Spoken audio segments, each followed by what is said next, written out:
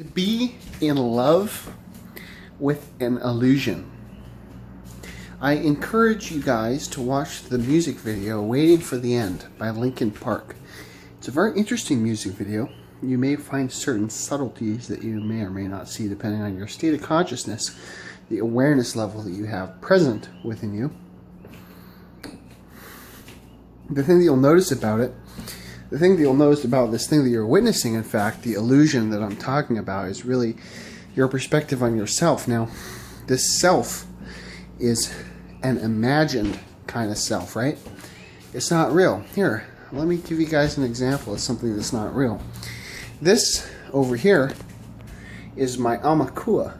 It's my Aumakua. It's like a sacred sign from the Hawaiians. And Hawaiian culture is a big part of everything that's going on here. The way people act and behave and stuff, you know, they're very conscious of the aina, that means land. You know, a long time ago, this wall that you're looking at over here was covered in graffiti, and it was covered in graffiti by a man who was completely insane.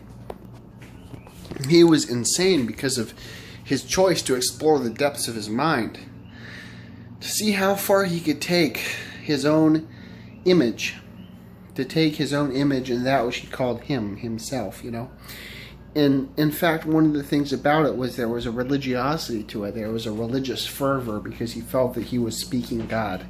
He felt that he was saying the words of God, you know, to speak from a place that was of an origin that was divine. There was a particular structure to everything that he said, and every syllable and every motion of his body had to be perfect. And if it wasn't perfect, just down to the microsecond, the nanosecond, down to the perfect gesture that right there encapsulated what was seen.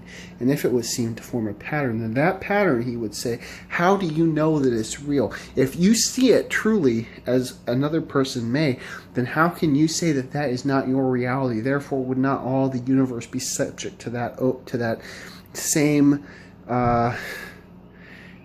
concordance? You can make up any name for it because the names aren't real. The names don't really mean anything. So, of course, one of the things that happened was he felt like he had to pay. He felt like he had to pay. I'm going to be, wow. Pay a toll. Pay a toll to God. Because no one should be able to indulge in such narcissism, right? So that was why the finger was removed. To pay a toll. To think that it would free him from his guilt, from his conscience, from everything that everything that stood before absolution. He wanted to tell people that he had been somewhere, which maybe he had, that they had never been. Therefore, they were the ones who were in error, and he was the one who was correct.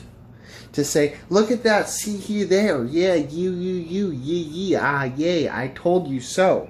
And now that you have not done that, I shall show you how I got there, but shall you get there, the price will be death. Now, why would it be that the price would be death? Because he had gone to a place that was hypnotic in origin. He'd gone to a place that was hypnotic so deeply to the fact that to enter that reach of your own mind, which is the mind of all that who would exist there, would see that to be able to enter, the price would be death, because the death would be the death of the self that had changed to such a degree that it could see these things, that it could understand, right?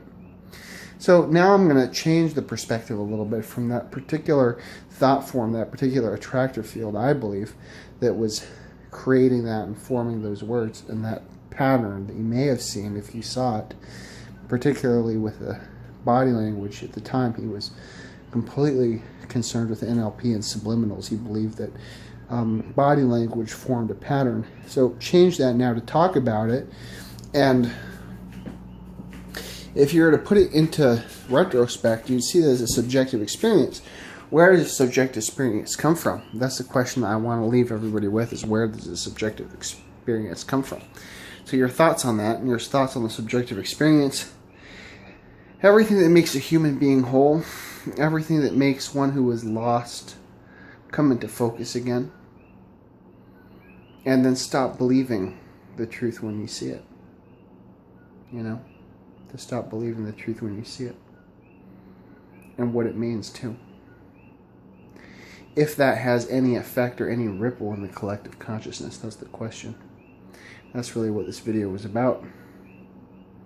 So how you see it and how you interpret it is entirely a product of your mind.